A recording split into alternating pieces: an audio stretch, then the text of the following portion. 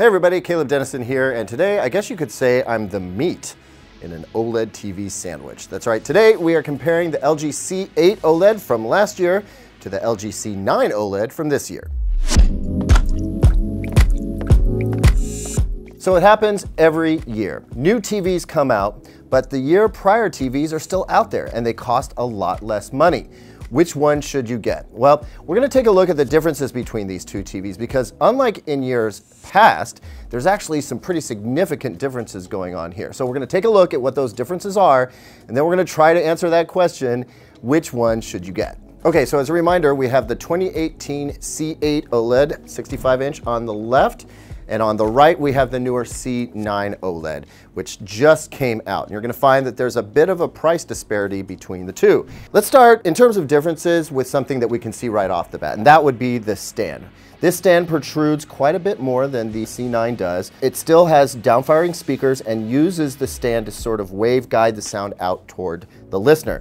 It's also plastic, it's not metal, whereas with the C9 OLED, it protrudes out quite a bit less. It still has downfiring speakers, and that is an actual metal stand. And I can tell you right now from having assembled these two that the stand on the C9 is significantly heavier.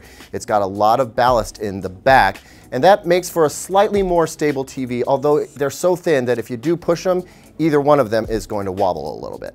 Outside of the two stands though, the visible differences are negligible because both of them have extremely thin bezels. The metal is just a little over a millimeter thick. And then if you go in the back, you can see a few differences. Both of them have about the same size of a bump out down toward the bottom. That's where all the hardware is kept. And they both have this sort of metallic backing on the TV. It's very, very sleek. And in terms of thickness of the panel itself, they are virtually identical. In fact, I'm pretty sure they are identical. It's probably the same panel at use. Here are the remotes, mostly the same. Again, 2018 on your left, 2019 on your right. There are a few changes, like they ditched the word set-top box power for an icon up here. It looks like they got rid of the live zoom button on the 2018. That was a feature that I don't think was ever going to pick up, where you could actually zoom into the picture to see things closer. It looks like they've changed the logo for Amazon Prime. Some of these are clear instead of opaque now, but overall, it's the same basic functioning remote. It is a Magic Motion remote, so you can wave it around like a wand if you want to, or you can use the cursor to go up, down, left, right, select, and scroll. Now let me pop on the on-screen display, and you can immediately see some differences. We've got the input that we're on the 2018 TV is labeled. There's a bunch of ad content on the left-hand side, and this ribbon right here is quite a bit taller than we see on the 2019 version, where they've actually reduced the height. So we can still very clearly see all of our apps here. They're just not taking up as much of the screen. So let me pull the menu back up here, and what you'll notice is if I go down here and I hover over Netflix, nothing happens with any of these apps, right? Whereas on the 2019 TV on your right, if I highlight one of these apps, I'm gonna get a bunch of content. My profile is immediately available and I can continue watching things that I have been watching before. And the same goes for like Prime Video and a few other apps, where it's gonna make getting to my content a lot faster and a lot smoother than we see over here on the 2018 TV. Here's another small but I think meaningful difference. If I want to move an app on the 2018 TV, I just press and hold it, and then I can drag it to wherever I want it to go and have them in the order that I desire. On the 2019 TV, I can do that if I want to, but you'll notice that when I do start to move an app, it gives me an option for this intelligent edit. When you click that, it will automatically order the apps based on your use. So whichever you use the most will be furthest to the left, and so on and so forth. And I think that's a nice little convenient play.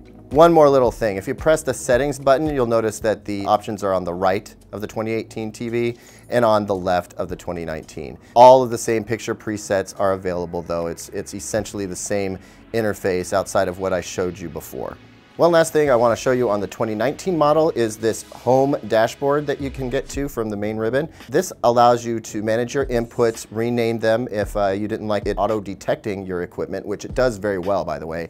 Just plug your stuff in and it's going to guess what it is. Over here, you can add smart home devices, which means that you can control your smart lights, view your smart doorbell, video doorbell from here if you want. Also, this helps you get this TV tied into your Amazon Echo voice control system. It also works with Google Assistant. Finally, I can put those remotes down, but it's worth it to show you the differences on the TV's user interface, because really at the end of the day, the 2019 has some nice refinements, but I'm not sure it's quite enough to justify the price difference right now. I enjoy it, but we're talking about hundreds of dollars here, right? So what else is different between these two TVs? Well, for one thing, HDMI 2.1. The brand new HDMI spec is here, and it's on every single HDMI port on the LG C9 2019 TV. What does that mean for you? Well, basically it means you get immediate access to EARC and variable refresh rate. But the thing is, when I say you get immediate access, I mean they're there, but you can't really use them, not yet. So we know that you can connect a PC, and through FreeSync you should be able to get variable refresh rate, although we haven't been able to use that here. We don't have a GPU that seems to want to do it. So that remains to be proven. Although we also know that the new PS5 and the new Xbox are due out next year.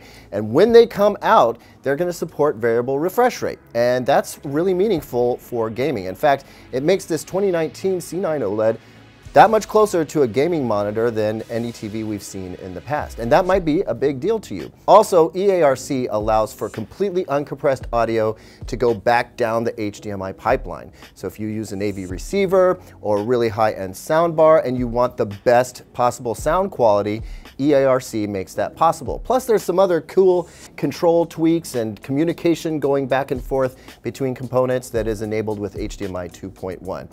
And that's a major future-proofing point. So what else is different between the two TVs? Well, most of it has to do with LG's Alpha 9 Gen 2 processor. There's a whole bunch of artificial intelligence that's being played up in this television. It is meant to help clean up the picture a little bit. So when you're watching low bitrate content, whether that means it's coming from your cable box or from a YouTube video, something that doesn't have tons of information or isn't particularly good resolution. The LG C9 is supposed to be a little bit better than the C8 at cleaning that content up. And I will say it does a very good job, but so does the C8. So the question is whether those small improvements that I detail in our full review video are enough to sway you one towards the other. So the way I see it, you buy the LG C9 because you want to have the latest and greatest and you want the most future-proof TV. If you're somebody who's always on the bleeding edge of technology, then you might be able to take advantage of stuff that HDMI 2.1 is going to enable in the future.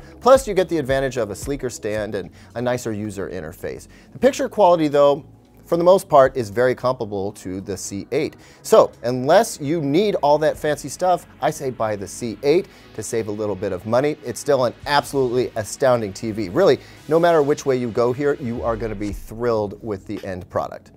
Guys, thank you very much for watching. If you like this versus video and you want to see more of them, hit that like button and definitely drop us a comment down below. Of course, we do appreciate it if you subscribe and ring that bell so that you get notifications when we come out with new videos. And as long as you're here, if you want to learn more about the C9 OLED, I've got an unboxing and setup video as well as a full review video right over here. And of course, visit us at digitaltrends.com for all the latest tech news and reviews.